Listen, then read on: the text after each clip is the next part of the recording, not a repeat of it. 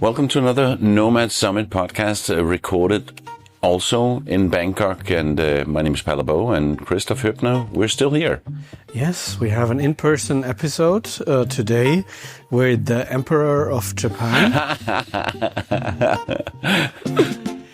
Ryo is with us. Ryo is most known to everybody in the digital nomads community for promoting Colive Fukuoka, but now also wearing different hats. He's promoting Nagasaki as well.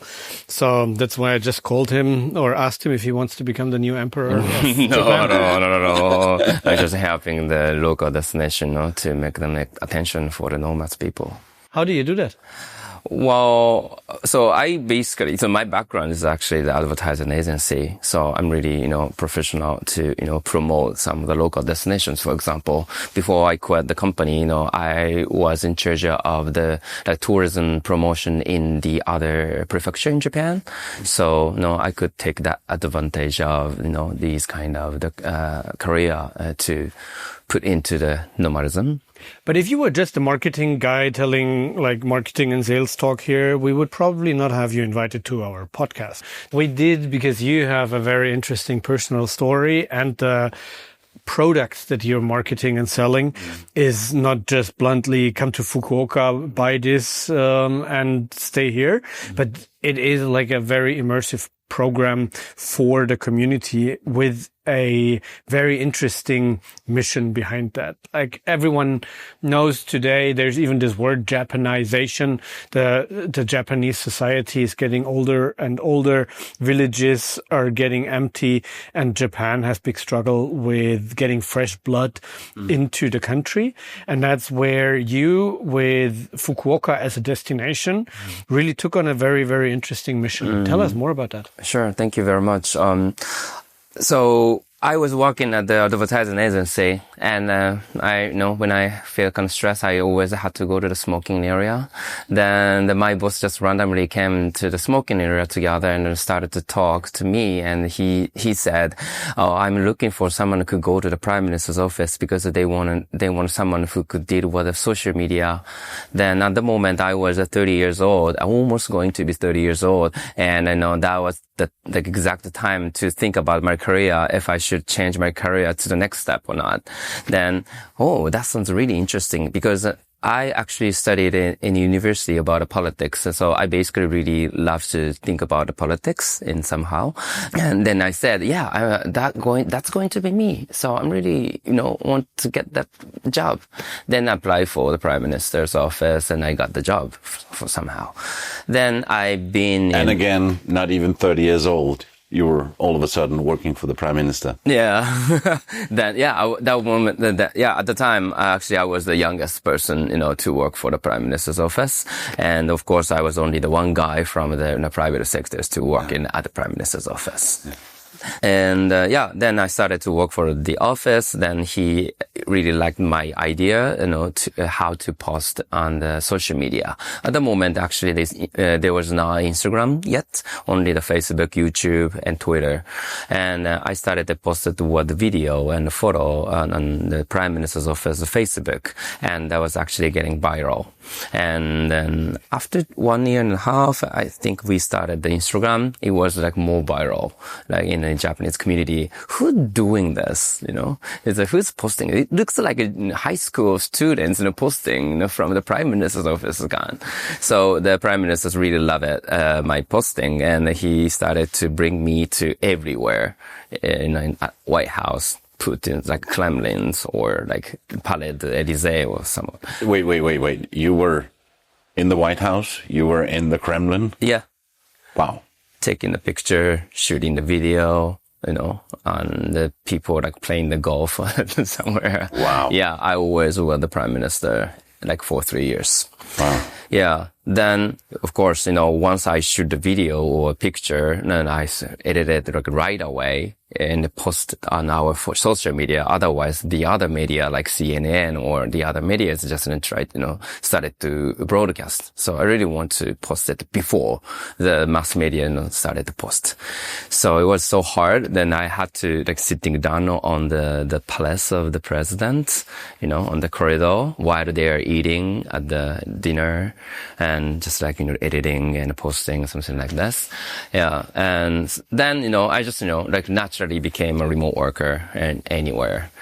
Then I also figure out, that's working style is really interesting. What do you mean with remote worker? I mean, you were with the prime minister. You could not work remotely from the prime minister. Yeah, but you were just going different places where your job was taken. So how could I call myself the kind of the working style? I could be remote worker from the office. I was not in the prime minister's office, right? So it's technically remoting.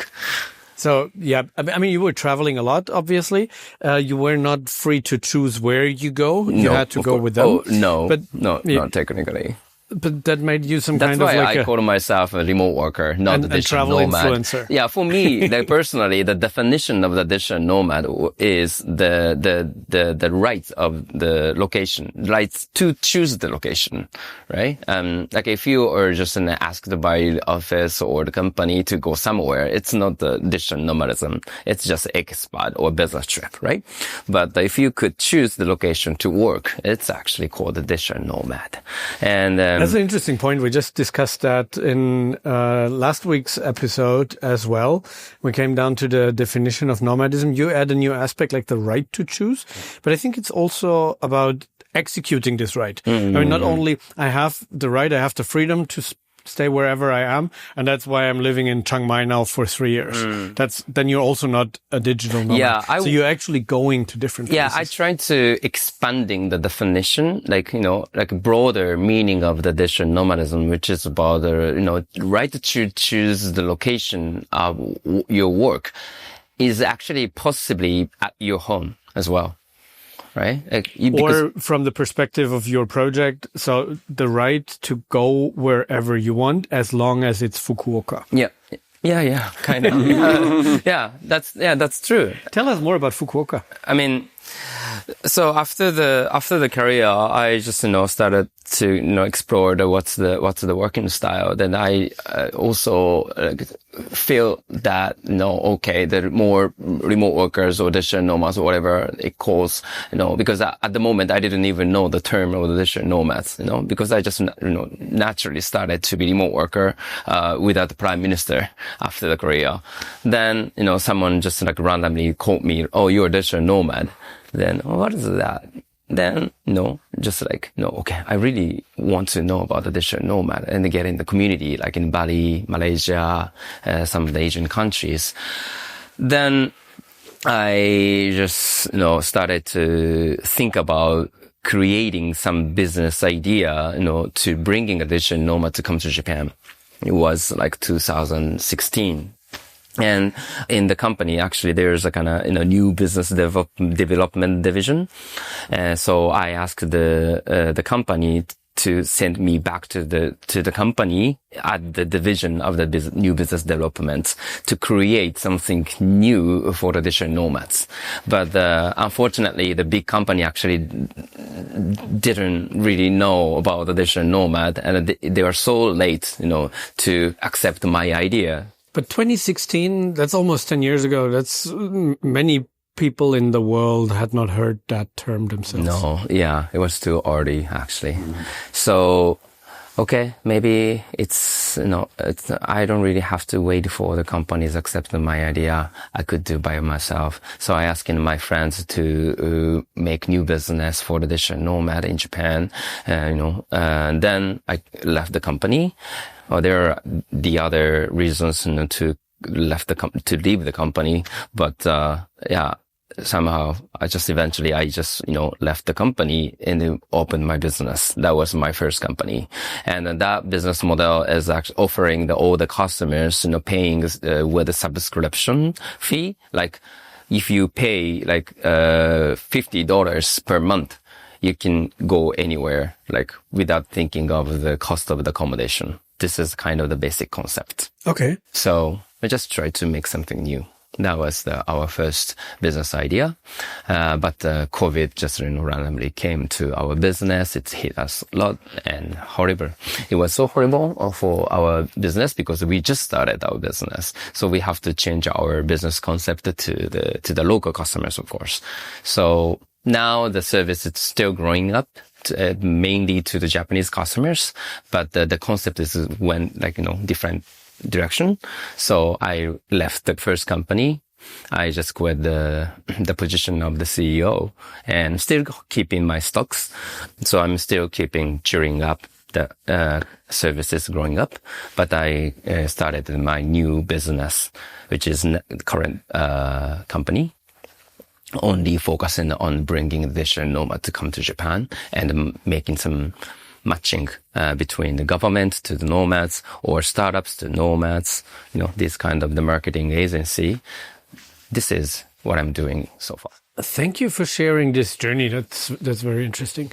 So that led you to a point where you're now running basically a destination marketing agency that is specialized in remote workers, digital nomads. And you do that on behalf of, I guess, your first customer with that is the municipality of Fukuoka. And you're also now onboarding Nagasaki as the next. Yeah. So while I'm just, working for my first startups, actually I've also have lots of collaboration with the local government as well, because they love new people to come to the rural area anyway, right? So this is also my privilege to asking some of the local governments if they are interested to bring the digital nomad. At the moment, the COVID was over, but during the COVID, there are many local governments actually asking the remote worker from Tokyo to local area. Even Fukuoka also has a budget, welcoming the people from Tokyo to Fukuoka. But after the COVID, they don't really have any reasons to bringing the people from Tokyo to Fukuoka. Why they don't open their eyes to the global markets? That's what I would said to Fukuoka city. But the other city, like Kyoto, I also talked to the Kyoto government as well, because everybody wants to go to Kyoto, right? So I should go to Kyoto to have some new program, with the digital nomads. But the Kyoto people said okay, that sounds really interesting, but we don't know what we're going to do. Yeah. But I have questions, especially when it comes to what in other countries usually is tourism marketing. They have KPIs and metrics that are made for tourists, not for nomads. So they look into things like spending per day, that is with tourists, with holiday travelers that come for a week or 10 days, much, much higher than with a digital nomad who is coming maybe for a month or two. So while a tourist is trying to see as many attractions, do as many activities as possible in a very short period of time, just naturally, and as they are also not working and that time they have holiday, their spending per day is much, much higher. So that's attractive for the tourism marketers.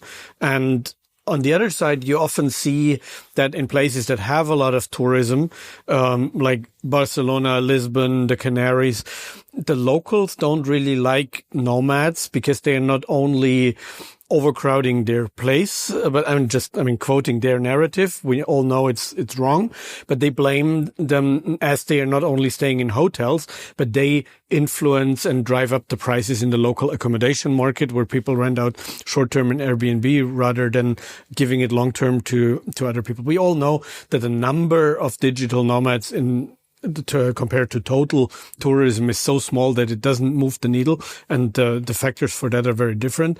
But also at the same time, many of those destinations, because of that and because of the everyday or the per day spending, have zero interest in allocating budget towards attracting more nomads. And so from this perspective, it's quite interesting to hear what you're telling from Japan. Looks like the Japanese municipalities like Fukuoka obviously seem to have some KPIs that are very different of those from, let's say, Lisbon. Sure. Yeah, it's totally different. Actually, also, it's a really good point. Like in Kyoto, already has a lot of tourists and they just spending the night. And the Kyoto municipality has a strong KPI, which is not for how long people are going to stay, but how much people stay per day. This is their KPI. So digital nomads is actually not really fit, because, digital nomad actually try to save the money, to spend per day. But Fukuoka has two programs at the moment. One, Fukuoka has the only short-term traveler. So they want more longer-term traveler. Why? Because they could spend. So why? The reason is going to be the second problem. We are actually, our tourists in Fukuoka mainly come from Asia. Like 80% of the foreign tourists are coming from Asia, which spend not really money, not like big money. They just, eating ramen, or just like shopping for some small stuff. So they don't really spend the money per day, and they don't really stay in Fukuoka. So two things. One, Fukuoka city is looking for Western people. They are really interested how we can have more Western people. Although we actually promoted a lot to the Europe or United States, but they don't come. Why? This is the big problem. And then the answer to that is probably because it's so far away that it's usually not worth it to just travel for 7 days, but it makes sense if you stay for a month. And then we're talking about remote workers that can make that happen. Yeah. Is that the logic behind it? Yeah, kind of. So, the Western people actually goes to Tokyo first. And Kyoto, Osaka is too much, right? It's already spent 2 weeks. Oh, we have to go back, right? So they don't really have the time to come to Fukuoka. Maybe Hiroshima, but not Fukuoka, because Fukuoka doesn't have a really like a fascinating tourist spot. And I bet most people are like me. I couldn't place it on a map until I looked it up today. Exactly. So it's in the west, close to Nagasaki. It's still not really, popular yet. So break it down. What is Coliving Fukuoka? Yeah. So I actually didn't really expect it to organize the, digital nomad program in Fukuoka at the moment. I was expecting to do that in Kyoto, Hiroshima, or some tourist spot, but due to that kind of the reasons, they are not really interested to do that. Mm-hmm. But Fukuoka has kind of struggled in tourism, so they just started to get interested to listen my story. And also, I'm from Nagasaki, and they know me, so they actually have more like big ears, to listen my story as well. Yeah, I've been to the White House. Yeah. Not like that, but technically, yes. Okay, so let's try. I think I'm also familiar to the Fukuoka city because in my hometown is also close. So I've been to Fukuoka many times. So I lived in Tokyo at the moment, but I decided to move to Fukuoka and started to, plan the whole of the program as well. Then there was another co-founder, Akina, was also, gave me an amazing philosophy. But, I mean, she is like traveling all over the world. She already, finished the 5 trips, like world trips. So she knew a lot of like nomads, more than me. And she always got the comments that the nomads always, wanted to come to Japan, but they always tell her, the Japan is a top destination and to go. So why don't we welcome them? Then I just started to asking the local destination, and the Fukuoka government just, accepted my offer. Then we got the budget. We started the new program. And the Colive Fukuoka was also named by Akina as well. We don't really have any, strong, interest, to create the new brand name. Akina started to tell, okay, maybe we can call this program just Colive Fukuoka. It's really easy to tell. And we don't also want to put the word of nomads because we don't want to limit it, people to come to Fukuoka. So we just say Colive Fukuoka and started to plan. But at the moment also, we don't really have any like specific idea what we're going to do. But so far, so you've done it 3 times. You've done it last one in October. I think it was always in October, and it's a full month of a co-living. Because the first concept is a co-living concept in Fukuoka, like pop-up co-living, which is really similar concept with like a remote year, Hacker Paradise, the kind of the pop-up co-living program is spread out before we started. So we try to implement the kind of the idea to Fukuoka city. We actually talked to them as well if they are interested to come, as their pop-up event. But we just eventually started by ourselves. So first year we expected to have 20 nomads, just 20 nomads. Then we rented like one hotel to create a pop-up coliving and making some community. But eventually we had almost like 50 nomads. Which was just twice people. Then Fukuoka City and I said, okay, maybe we could get bigger. Looks like the digital nomads are like interested more than we expected.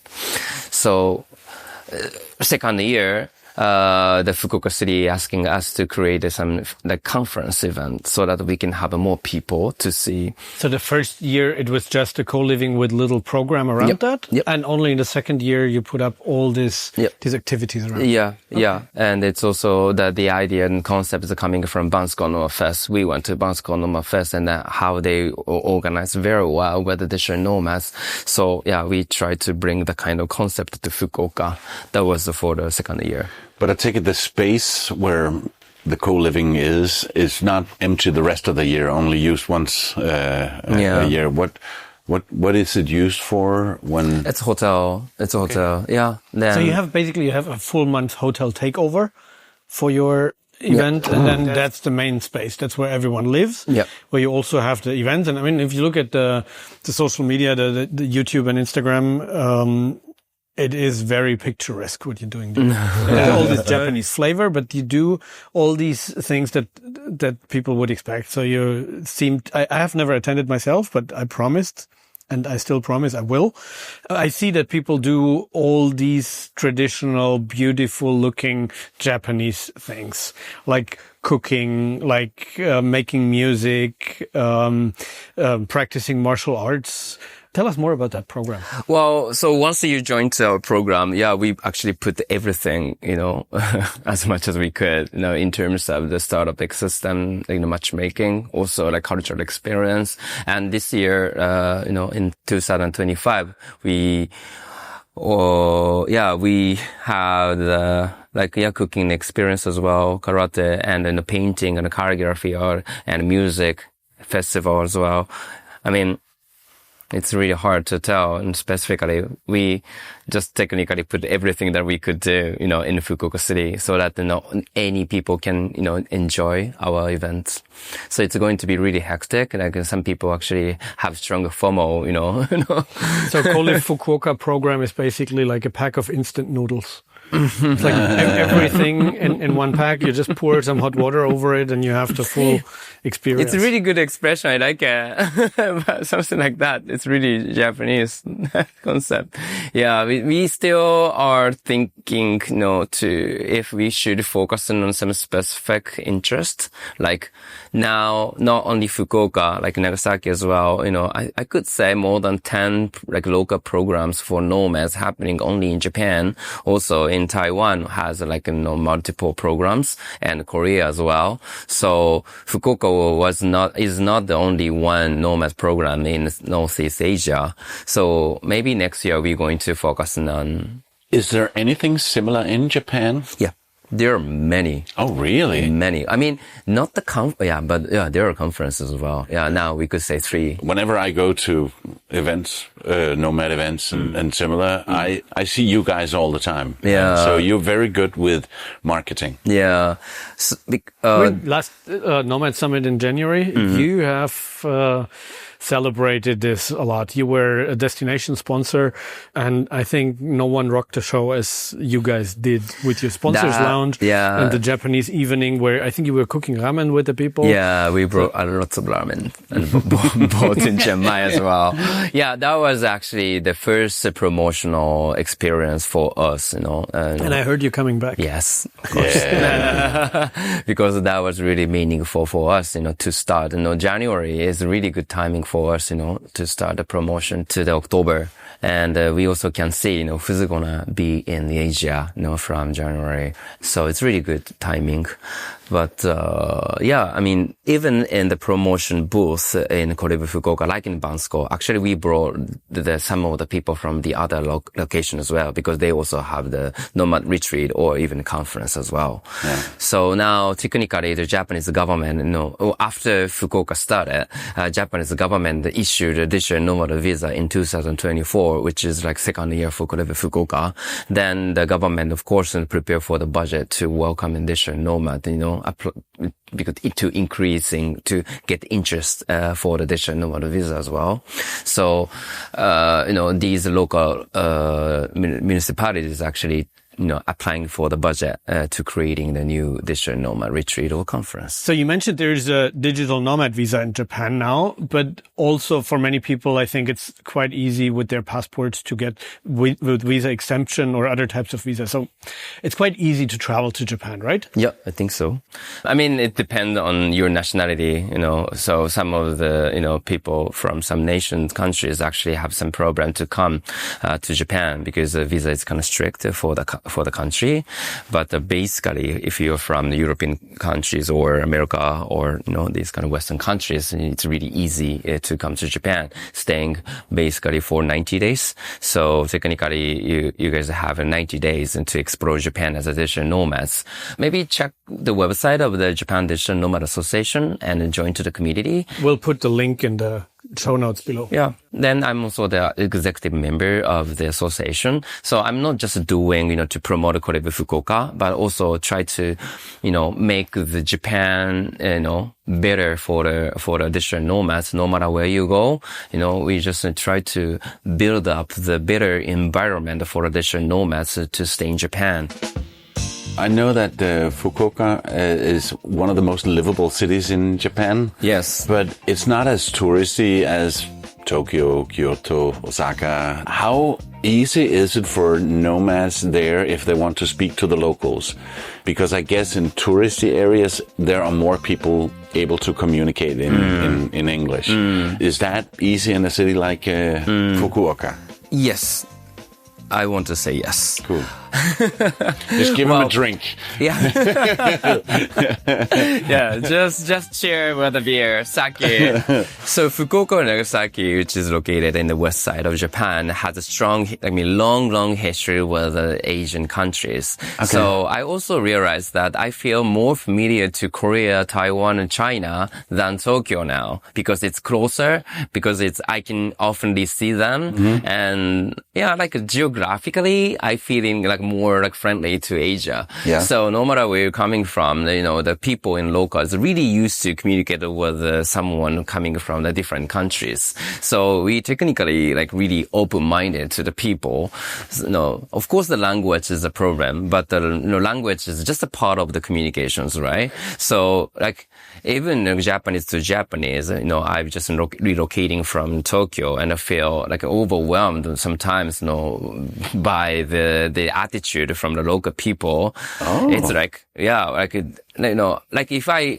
if I go to the family mart, a convenience store in Fukuoka, I almost try to say something to the staff at the register. Yeah. Hey, today is so hard, isn't it? Something like this. Because they must have kind of open-minded, mindset so that they could say, it's totally something like that. We could start the conversation in Fukuoka, but Tokyo, I never do that. Of course not. It's a thing in big cities. Yeah, the people in Fukuoka, it's really easy to talk to the strangers. That's because we have a store culture, in a pop-up shop on the street. Okay, yeah.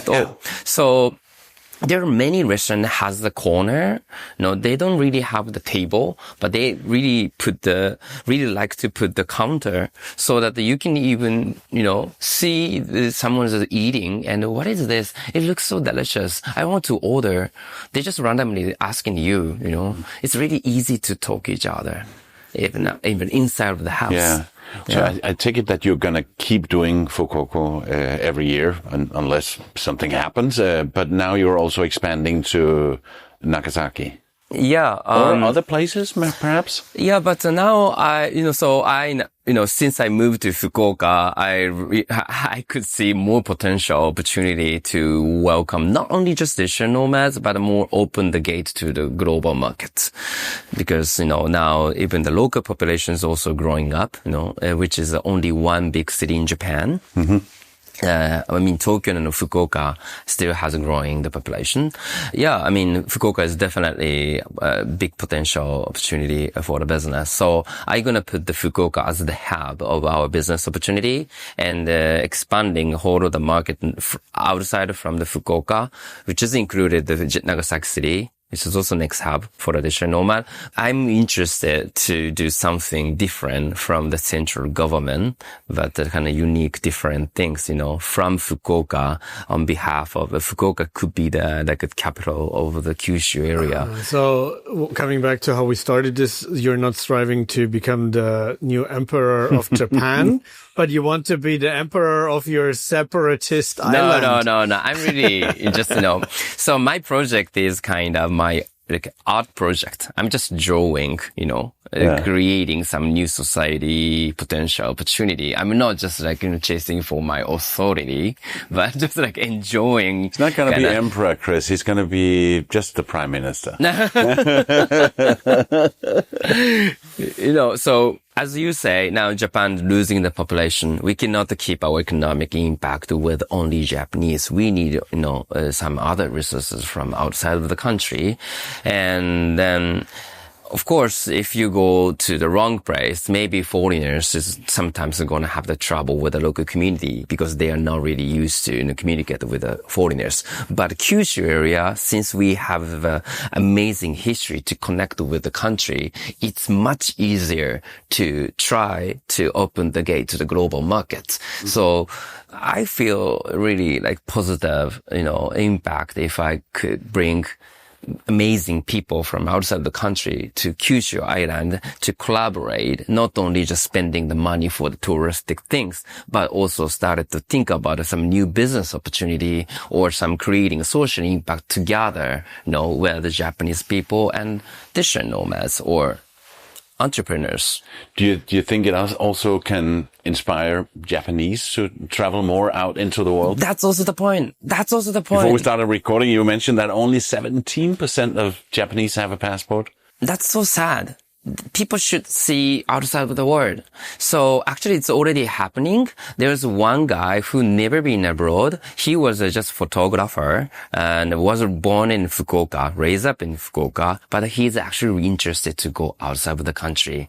But since I asked him to be a photographer in Colive Fukuoka, then he started to communicate with the people from outside the country. Yeah. His eyes are sparkling. He's wow, it looks so interesting. Yeah. Then he actually this year also he was the official photographer of Colive Fukuoka, and we had a meeting last week, and he asking me if he could be a part of our team, just official team, not just as a photographer.